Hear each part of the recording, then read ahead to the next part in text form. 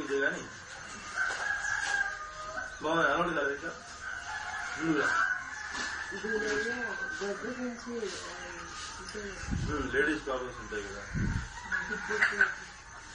ఒక్క ప్రాబ్లం అని కాదు ఇక్కడ చెప్పుకుంటూ పోతే ప్రాణాయామంలో జరిగే ఉపయోగాలు చెప్పుకుంటూ పోతే ఇప్పుడు చిన్న చిన్న ప్రాబ్లం మైగ్రేన్ కానీ మొదలు పెడితే సైనసైటిస్ కానీ మొదలు పెడితే thyroid gland infection high BP low BP diabetes ladies problems గర్భాశయమైన పూర్వం చెప్పుకోవడం ఇవన్నీ కూడా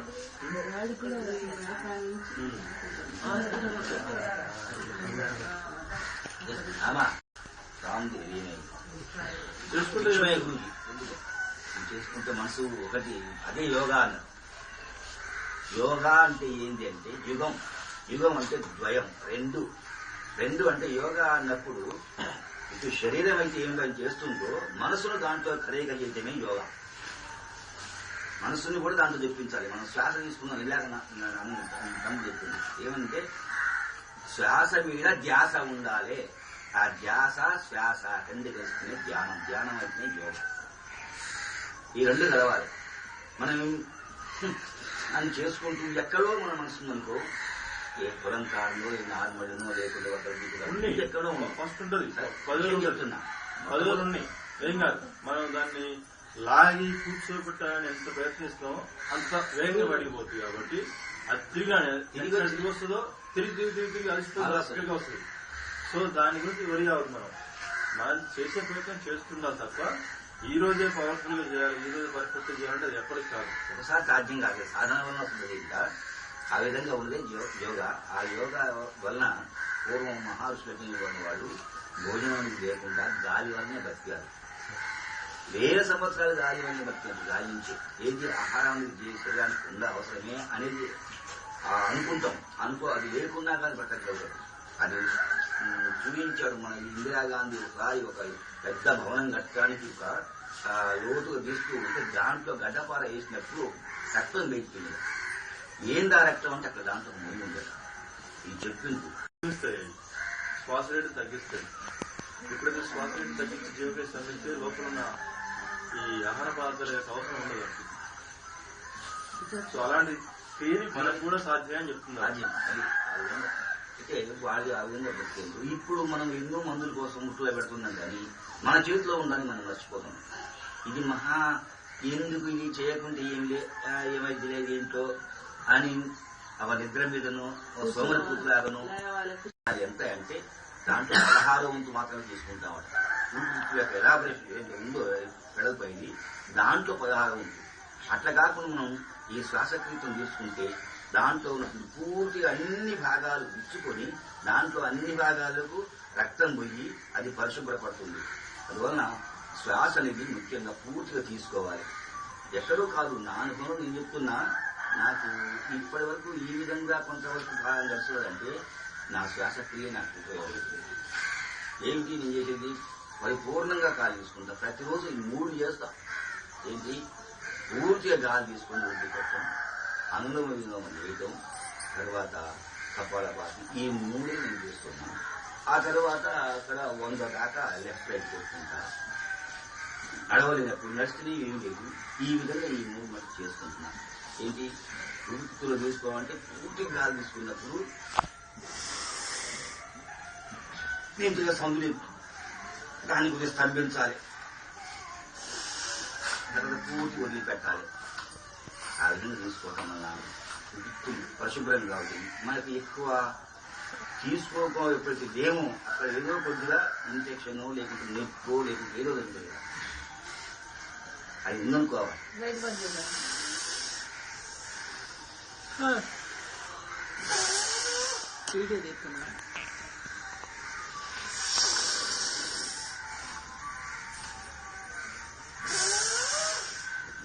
ఇది మామూలుగా బతుకుగా అందులో విధానం పెట్టుకుంటే ఎడం నుంచి మొక్క పెట్టుకుని ముక్కు పోయేది.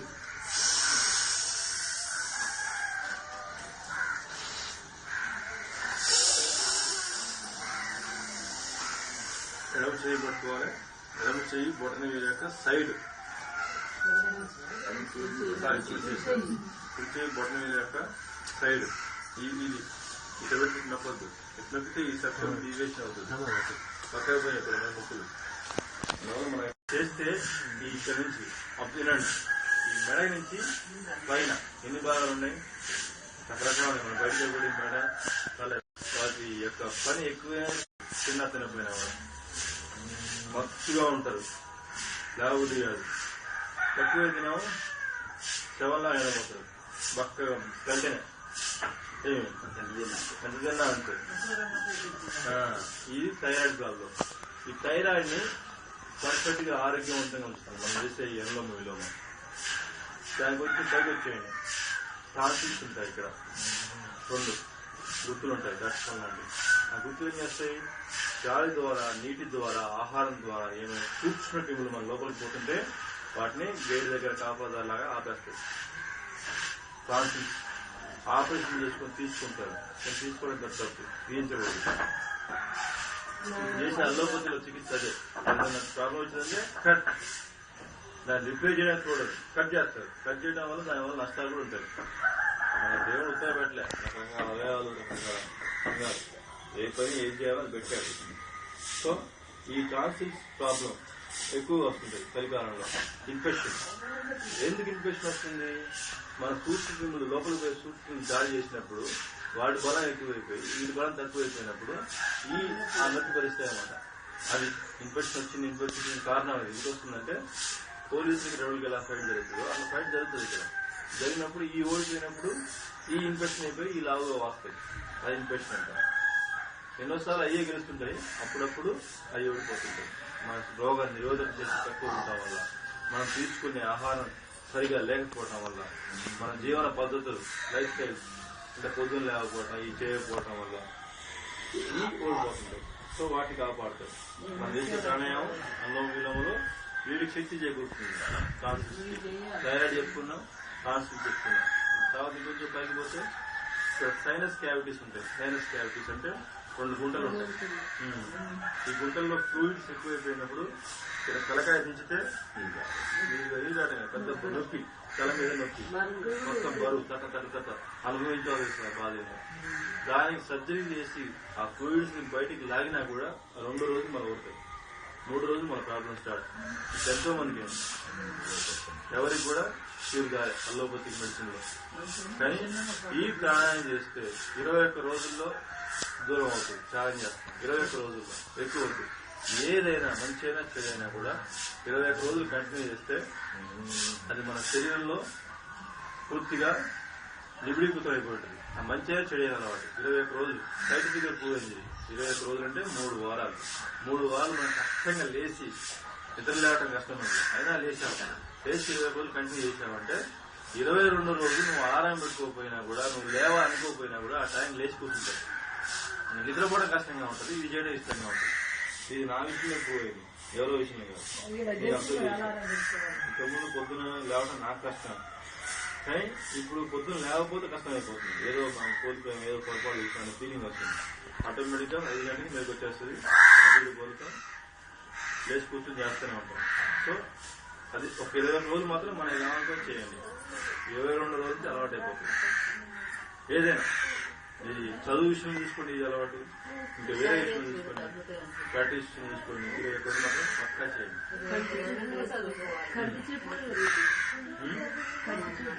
ఏదైనా ఈ నెక్స్ట్ పైకి వస్తాయి. పైకి వచ్చినప్పుడు ఏమున్నాయి, కళ్ళు ఉన్నాయి.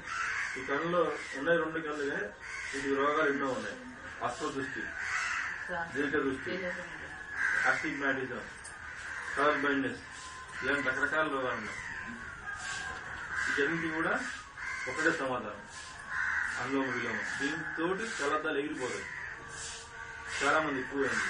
మా క్లాస్ లో కూడా మేము గురుకాడు ఇప్పుడు మా క్లాస్ మేము తీసుకునే క్లాస్ ఐదో చెప్తున్నారు. ఇది చేసిన వాళ్ళకి కళ్ళద్దాలు అవసరం లేదు. కంటికి రక్త ప్రసరణ పర్ఫెక్ట్ జరుగుతుంది. ఎప్పుడైతే రక్త ప్రసరణ జరుగుతుందో అక్కడ చనిపోయిన కాలాన్ని లేపుతుంది, నిద్ర లేపుతుంది. వాళ్ళ సంజీవిని పోసినట్టు అనమాట. ప్రాణవాయువు అనేది, ప్రాణాయామం అనేది ప్రాణవాయువుని అందిస్తుంది, ఇంకేదో కాదు. సో కళ్ళు చూపు బాగుంటుంది. నెక్స్ట్ ఇక్కడ ఏమున్నాయి, చెవులు ఉన్నాయి. విరికి శక్తి కొంత ఎగిరించిన తర్వాత తగ్గిపోతుంది. కారణం ఏంటి? ఇదే నీకు శక్తి, చెవుడు వస్తుంది. సో ఇది చేయటం వల్ల అక్కడికి రక్త ప్రసరణ బాగా జరిగి వాటిని కూడా క్రియావంతం చేస్తుంది. ఈ ప్రతి అవయవం ఒక 5 నిమిషాలు ఇది చేసే విధానం ఏంటంటే సూక్ష్మవ్యాయామం చేసుకోవాలి, మళ్ళీ 5 నిమిషాలు చేయాలి, మళ్ళీ ధ్యాన ముద్ర, సూక్ష్మవ్యాయామం, మళ్ళీ ఒక 5 నిమిషాలు, ఇట్లా 3 5 15 నిమిషాలు అంటే చేస్తుంటే 5 మినిట్స్ చేయండి. ఫస్ట్ లో 5 మినిట్స్ చేయడం కొంచెం కష్టమే ఉంటది, తర్వాత అలవాటు అయిపోతుంది. పూర్తిగా నింపాలి, కష్టంగా నింపొద్దు, ఇష్టంగా నింపాలి. ఏ పని అయినా కూడా హార్డ్ అండ్ ఫాస్ట్ రూల్ పెట్టుకుంటే కాదు పని. సౌండ్ లేకుండా చేయాలి, ఎక్సర్సైజ్ చేయాలి.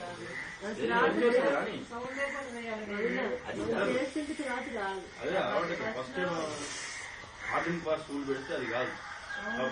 ఒప్పు పని చేయాలి, చేస్తే అలవాటు అయిపోతుంది. అలవాటు అయిపోయిన తర్వాత దాంట్లో మనం పర్ఫెక్షన్ కోసం ట్రై చేయొచ్చు. ఫస్ట్ ఇట్లా చేయాలి, ఇట్లా చేయలేదు కొంచెం కష్టమవుతుంది, నిరుత్సాహపడతారు, ఫస్ట్ చేస్తారు.